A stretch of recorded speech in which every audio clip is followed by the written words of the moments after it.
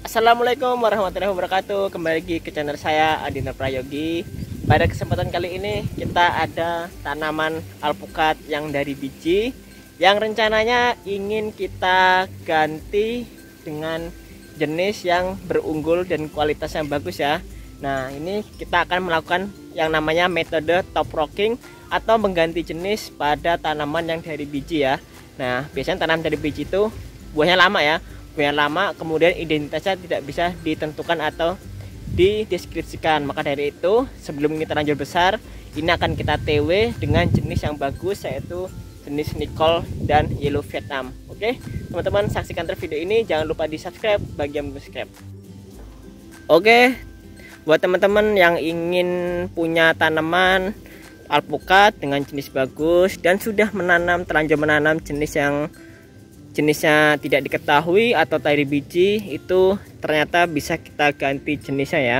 Ini kasusnya pada ini ada tumbuhan dari biji ya. Nah, dari biji yang tidak tahu ada di sini saja. Nah, sekarang ini daripada ini mubazir, daripada kita buang, sekarang kita akan ganti jenisnya ya. Nah, hal pertama yang harus kita lakukan yaitu kita potong sesuai dengan keinginan ya. Kalau saya biasanya saya buat ukuran 1 meteran dari atas permukaan tanahnya.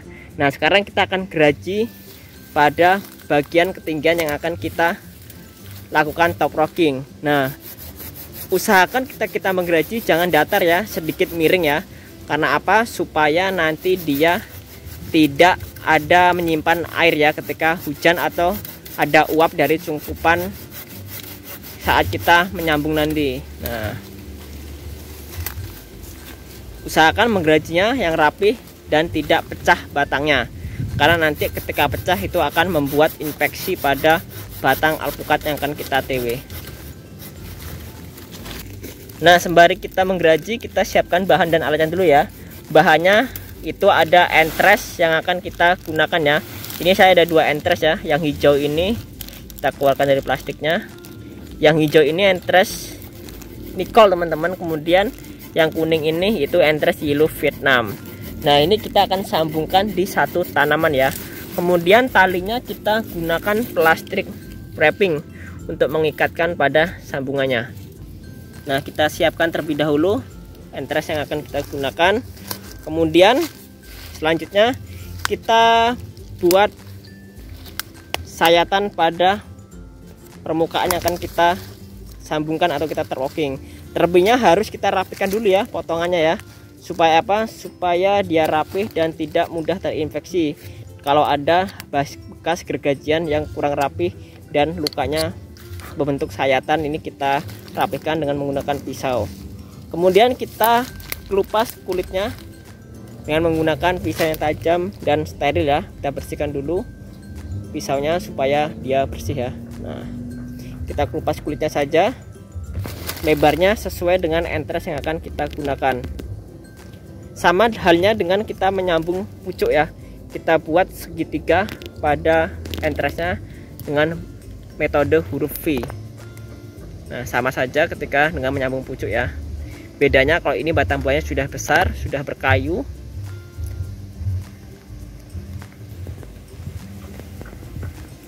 Nah, setelah itu kita masukkan ya. Kita masukkan ke dalam kulit yang sudah kita buka tadi ya. Nah, karena kita ingin menjadi 2 jenis, kita bagi saja 2 bagian ya.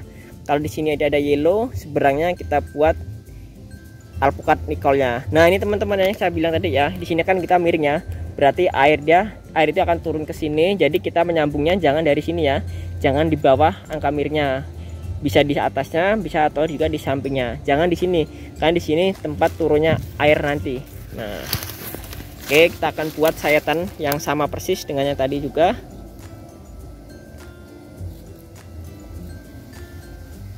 Kita kupas kulitnya lagi. Nah, seperti itu teman-teman ya. Kemudian kita masukkan. Nah, tuh. Setelah itu tinggal kita tali ya. Kita tali menggunakan plastik wrappingnya ya, sehingga dengan rapat. Nah, kalau tidak ada plastik wrapping, penggantinya bisa menggunakan plastik es balon saja ya. sebisa mungkin dan seada mungkin. Sebenarnya ada metode yang lebih bagus lagi ya teman-teman dah.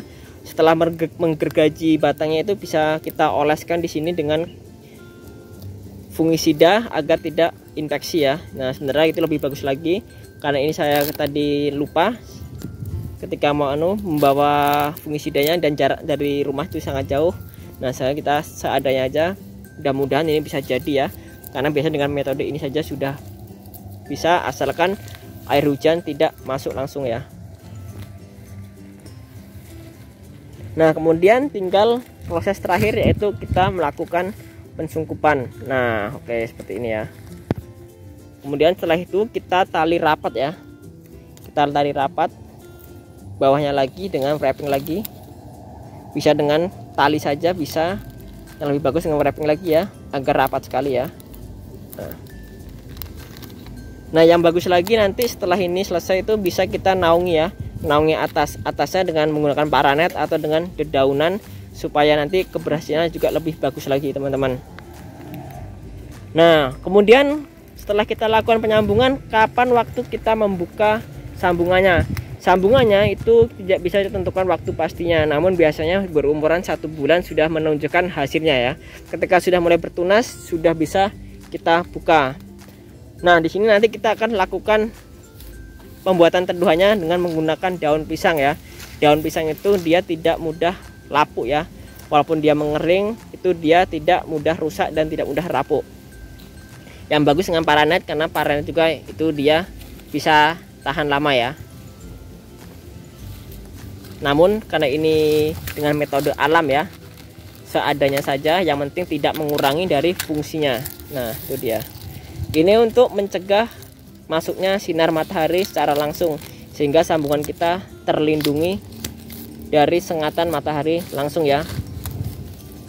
Nah banyak kegagalan itu ketika selesai top locking tidak dilakukan peneduhan, tahu-taunya nanti gosong dan tidak jadi.